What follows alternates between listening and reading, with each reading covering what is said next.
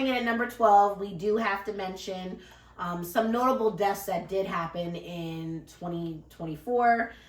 Quincy Jones, we unfortunately lost. Greg Gumbel, former President Jimmy Carter, O.J. Simpson, Nikki Giovanni, Cissy Houston, John Amos, and Liam Payne. So may they rest in peace. Yeah, and I think those were definitely some people who had such a huge impact on American culture. Absolutely. Yeah. And another person who passed away in 2024 was the CEO of United Healthcare. Yes. When he was assassinated by Luigi Mangione. So that was a shock to everyone. Yes.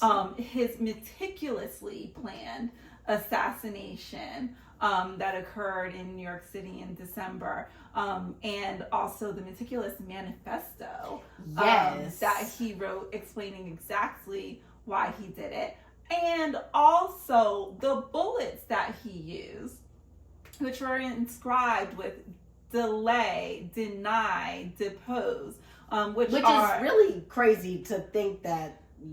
He went in, which I guess explains why he was missing for like the month prior to the assassination.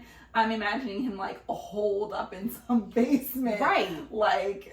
But it's also interesting because he comes from privilege. Yes, which I think is part of the reason why it's so shocking. And in 2025, I think it's going to be very interesting following that case. Absolutely. Because he's already selected his lawyer. I want to say he might have selected the same lawyer. It's the wife. The wife of the lawyer who's defending Diddy. Yes. Mm-hmm. That's very interesting. Yes, it was a bad year because this brought a lot of light to the problems with the insurance company and the healthcare industry at large. Exactly. And not only that, but also corporations. Apparently, a lot of corporations were removing the headshots of their executive teams because they were worried. And, possibly rightfully so, because healthcare I don't want my picture up there. So much in the U.S. and so many Americans are struggling. And meanwhile, they say that the CEO is making $10 million a year, and we see so much. You can kind of call it greed in U.S. corporations. Absolutely. And we are not seeing people thriving in the general population. So it's understandable why there might be some anger towards the corporations. It should be interesting to see what it does also to like us living in a capitalist society.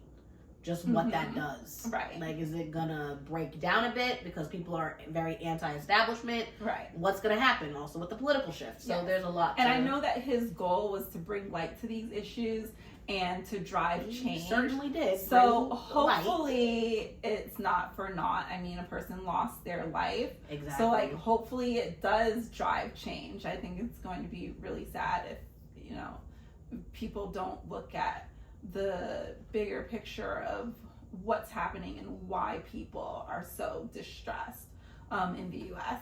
So, bad year for corporations in general. Also, an extremely bad year for Boeing. Coming in at number 10. Yes. Boeing might have been the biggest loser of 2024. They started out the year and ended the year with disasters.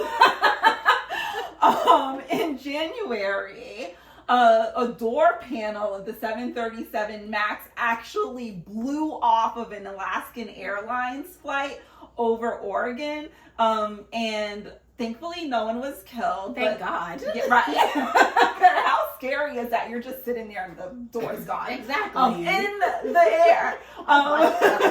The investigation showed that the plane was actually missing 4 bolts.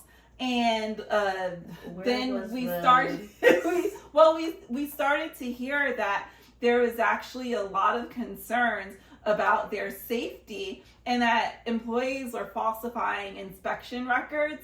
And so there was a whistleblower who said that he was retaliated against for whistleblowing on some of these safety issues, and he unfortunately committed suicide in March. Then in June, federal prosecutors recommended criminal charges. That's still unresolved, so we'll see what the outcome of that is. I'm guessing, right, in 2025. Probably somewhat due to all these issues. Boeing laid off 4,000 workers in November, and there was a 7-week-long strike of 33,000 employees that shut down production, possibly for the best. Right. Take a minute. And Boeing employees who used to be so proud of their work are now saying, if it's Boeing, I'm not going. Like what? Probably smart, because in December, a Boeing jet crashed in South Korea, killing 179 people. However, the company now has a new CEO, so hopefully they will turn it around in 2025 because they need to. Oh, but that's not it. That's what happened in the Earth's orbit. In space, in June, Boeing also sent its Starliner to the International Space Station. Big year for space. However, due to its thruster failures, it was deemed unsafe for piloting, and so it returned to Earth without its crew in September. Yeah, that leads us to number 9, which was really the era of space exploration in 2024. Speaking of space, they're the astronauts that are stuck up in space. Supposed to be an 8-day trip. They're still stuck. Projected to come home in March 2025. Suni Williams and Butch Wilmore. They were supposed to be on that Starliner. Right. So that didn't happen. But hopefully we'll see them return home in March of 2025. It was also a big year for SpaceX. It was the year of innovation, continued development of their Starship rocket, which is the most powerful rocket that's been created. So for deep space explorations, they have the Polaris Dawn mission, which is a private mission, privately funded, that really pushed boundaries. So they landed right on the mark with the rocket coming down. Oh. So it was really at record-breaking altitude. So it was a record-breaking year for SpaceX. The Tesla truck, speaking of SpaceX, Elon Musk, Tesla had a great year. The Cybertruck was the it car of 2024. And I think I read that Elon Musk wants to buy the Boeing space business. They probably should. Honestly, he should buy it. But kind of going from land to more sea, I guess you could say. Yeah. Coming in at number 8, the trade breakdown of 2024 that really occurred. Starting off with the Baltimore Bridge collapse. So it was struck by a container ship where multiple vehicles were destroyed, multiple workers lost their lives with families. It was really just a sad event and really insane to really watch on the news and on television. But the consequence, it was majorly disrupted transportation in a key shipping area and really disrupted the flow of trade. Yes. And the flow of trade is so important to so many people, which is why when the longshoremen decided to strike, we saw the real power that they have. Over 47,000 port workers went on strike, impacting 36 ports along the East and Gulf Coast. And it was estimated that the threats to the supply chain could cost up to $3.7 billion a day, which I believe is part of the reason why they were able to reach a settlement in 2 days, which was included a tentative agreement to increase their salary by 62% over the next 6 years. That's insane. It's insanity. Because, honestly, what were you paying them? Honestly, though, it wasn't like it was lower class wages. It wasn't. I think they just realized that they're so important to the economy, and so they should get paid like that, especially when you have CEOs making $10 million. Here for it. Another group that decided to capitalize on their importance to trade in the economy, and I think that this was like great strategy, was the Amazon workers, who decided to go on strike on December 19th in 9 major cities. Right before the holidays. Right. Which is why lots of people, myself included, did not get their Christmas gifts on time. And one of my favorite instances that happened with Amazon workers during that time was the Amazon worker in the Atlanta Metro who decided she was just gonna leave her whole cart full of packages like off of the woods because she said she was stressed and she was over it. They clearly were not paying her enough to deal with that. I love how they found it though. Yes. Thankfully. That's crazy.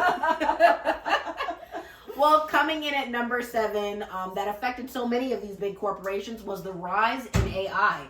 Also affected just people in their daily life, with increasing efficiency. Yeah. It was a pivotal year for generative AI, which is powered by foundation models. So you saw a surge in various sectors. Businesses really leveraged this for content creation, data analysis, customer service. But what it also is doing, and what we're going to see, which is going to be interesting to see how it pans out in 25, is the shift at what it's doing to shift the job market. Okay. Because a lot of these corporations and businesses are laying people off and replacing it with AI, which is free. Right. So that should be very interesting to see how that pans out.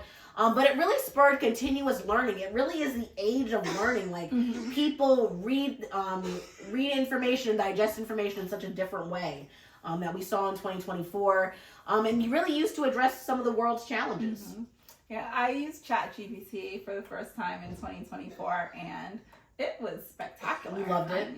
Yes, very smart. Absolutely. I'm a Gemini Bard girly from Google, so I use that a lot. Okay. But I find it helps me at work, helps me with content creation. Yeah. Can even help you if you go on Instagram and look at different prompts. It can help you start a business. Oh wow. Okay. So we're really going to see the rise of that, continued rise. And we've seen shifts in our economy in 2024. Coming in at number 6. Yes. So 2024 was a year of inflation. The prices are high. The price of groceries is too high. And mortgage rates have also Which been they are. extremely high for 2024. Unfortunately, a lot of people just can't afford a house right now, which is why we saw the real estate market basically freeze, because the mortgage rates averaged around 7%. Oh, wow. Okay.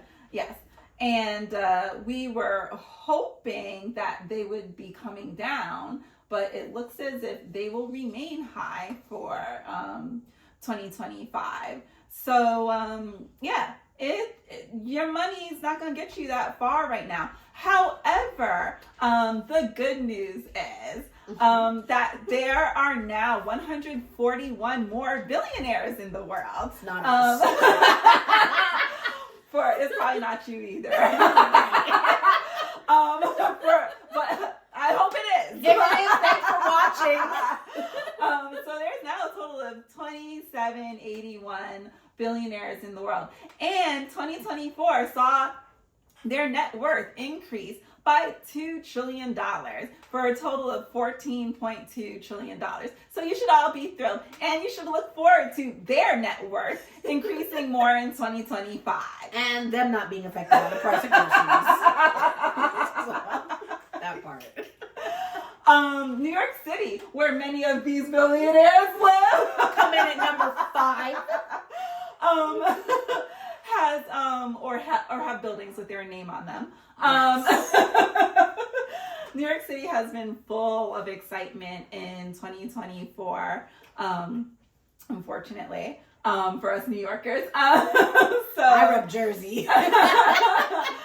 So the MTA has been in the news about how they want to kick children off of the free public transportation program who live within a half mile of their school. Parents were not happy about that. They also announced that they were going to pay $1 million to a consultant to find out why fare jumpers are jumping fares. I can tell you, it's because it's too expensive, as is the price of groceries. And many people don't feel that it should be so expensive because it is so dangerous. In 2024, there were 10 murders on the subway. 25 people were pushed onto the tracks, and there were over 579 felony assaults. So most people who used to take the train regularly do not want to be on the train because it's crazy. However, New York City wants us to be on the train, which is why they built the infrastructure for us to be the first city that has congestion pricing. It was halted in the summer because of concerns about the economy, which are very valid. However, at the end of 2024, Governor Hochul announced that she would be moving forward with congestion pricing, and it started on January 5th. So now it will cost up to $9 to go below 60th Street. I personally refuse to risk my life on the train, and I refuse to pay under $9 to drive down to the city when they are not charging people who already live under 60th to drive their cars. Which Exactly. I see no reason why they would even need a car. It's when giving they real live aggressive. under 60th Street. And I'm not the only person who feels this way, because FDNY and EMS unions have told all of their members that they should ask for transfers outside of the district under 60th Street. So it's going to be interesting to see how that And for a works company out. vehicle, I read.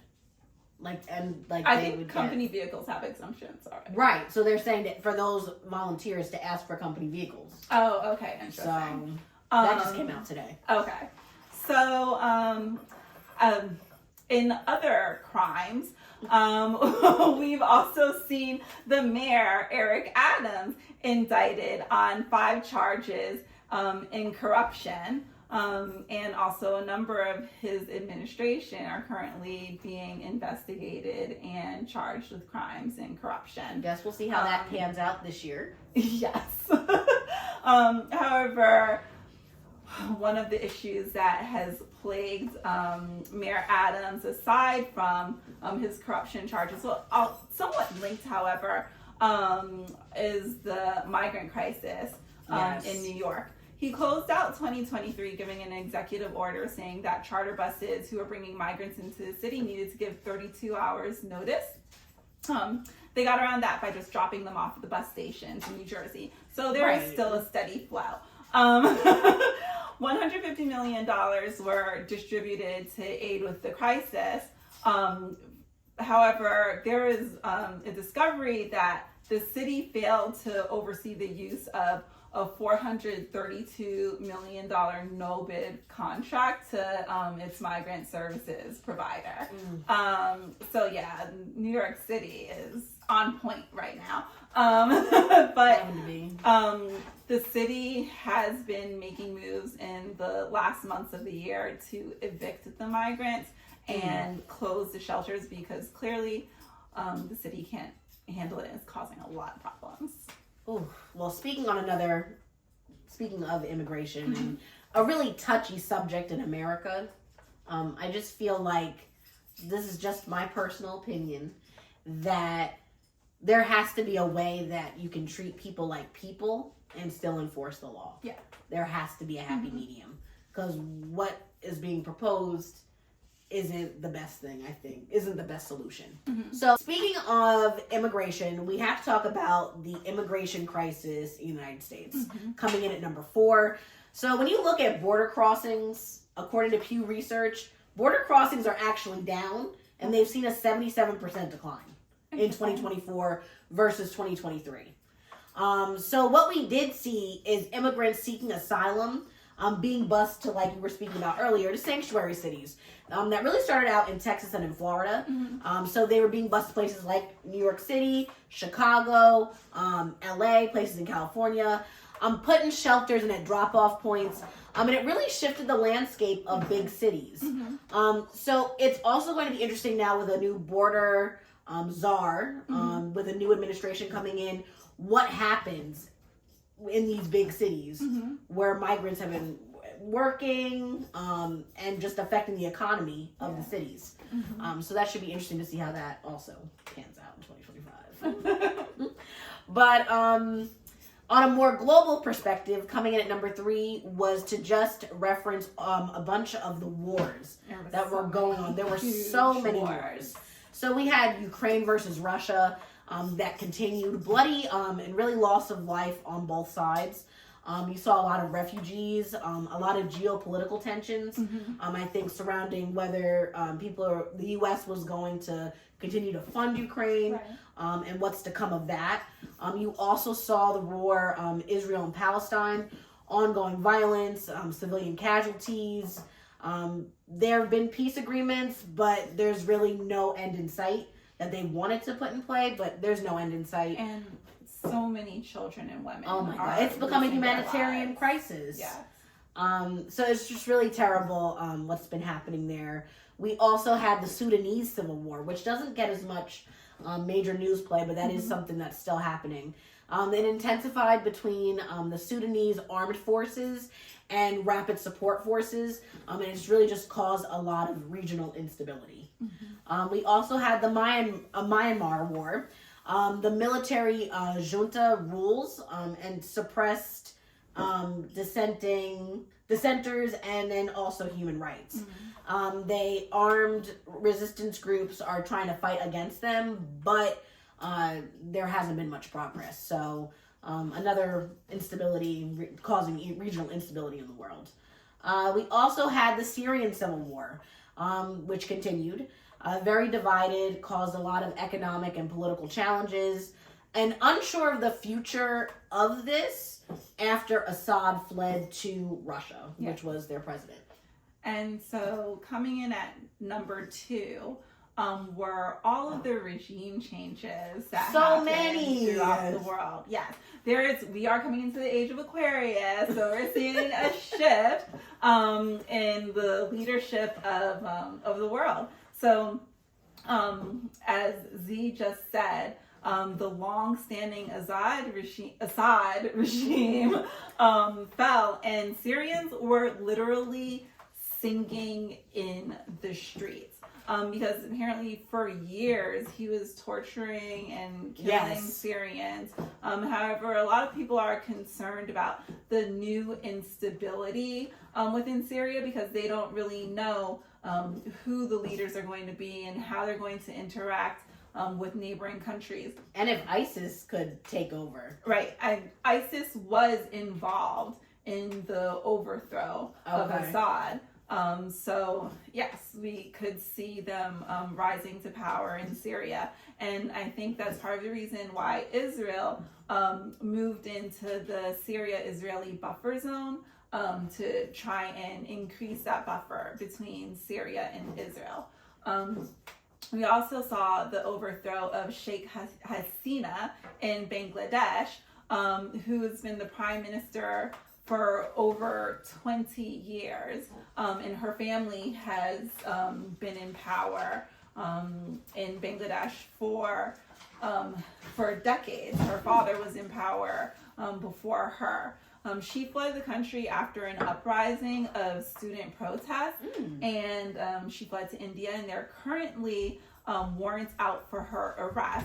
For over 150 charges, including 130 charges of murder. Yes, it's pretty serious, and they are asking India to extradite her, and I am sure that she is begging India to let her stay. Absolutely.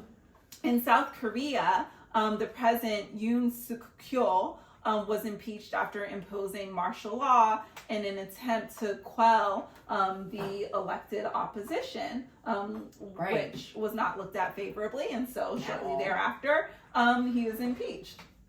And in South Africa, there was not an actual coup. However, this year was the first time since 1994, which was the year that the apartheid ended, that the African National Congress, which was the party of Nelson Mandela, no longer holds a majority in the parliament. So it'll be interesting to see how the politics shift in South Africa. Absolutely. Well, speaking of shift, coming in at number 1 has to be the U.S. presidential election. I didn't love the way the election went, but I was very happy to stop seeing the commercials. And stop receiving all those texts. It was kind of giving, and they were still texting. Ridiculous. So, but we saw a Biden-Trump ticket originally. But after a disastrous debate performance, Biden did ultimately step down. Now, Biden was a transitional president. In my opinion, he was a good president and did a lot for the working class. I agree. So let's talk about some of his notable accomplishments. So he cracked down on junk fees. The first ever over-the-counter birth control pill, so a big win for reproductive rights. Reduced the cost of insulin. Huge. That is huge. Yeah. And student loan forgiveness was groundbreaking. Yeah. Took a lot of weight off of their shoulders. Absolutely, because it's like, that's the one debt you don't die with? That you don't die with, no, or you do? You don't. Like, it'll be passed on to your kids. Right. Oh, that's insane. So, it's just like, right. So, the fact that he did that, I think, was a big win. Mm-hmm. He also was truly a for-the-culture president, I feel like we could say. Because he appointed so many black judges and judges of color. Fantastic. Really just amazing to see that. But in a shocking drops Mike's move after the election, he did pardon his son Hunter after calling the case a political hunt. And honestly, I'm here for it. Me too. So that was kind of how he went out. Exactly. So it was a historic election because once Biden stepped down, Kamala Harris, Black Girl Magic, yes, becoming the first black woman and first Asian woman presidential candidate of a major party, with only 105 days to campaign, which is, she ran a hell of a campaign. She did, for the time and resources that she had. Exactly. So yes, it was a historic election, and not just in the presidential campaign, but also in Congress and Senate. Delaware and Maryland elected their first black senators, and in North Dakota, the first woman was elected to represent their state to Congress. Wow. Delaware also elected the first ever openly transgender member to Congress. So there were historic firsts there.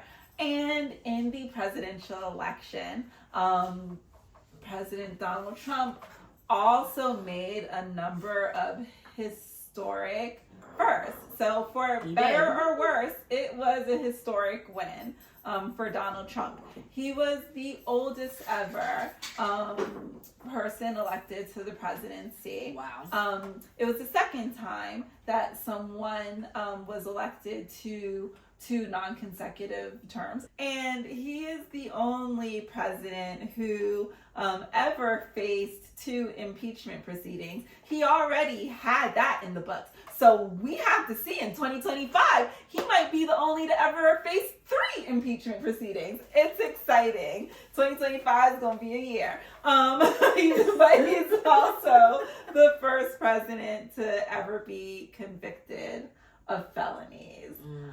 So 2024 was a wild ride. And we also better see that felony box get removed from job applications. Hopefully that's something that we'll see in 2025. Exactly. Yes. Because if the president can have a felony on his record, then surely somebody else should be given a chance. Absolutely. Yes. So that's our list for 2024. Let us know what you think. Sound off in the comments. Yes. Make sure you like, subscribe, comment, share. And we'll be back with another episode in a couple of weeks because you know, we love to talk about the U.S. election, and so inauguration's coming up. And just in case you're still wondering how we got here, we have some thoughts. Stay tuned for our next episode. Yes, and we're looking forward to spending 2025 with you. Cheers.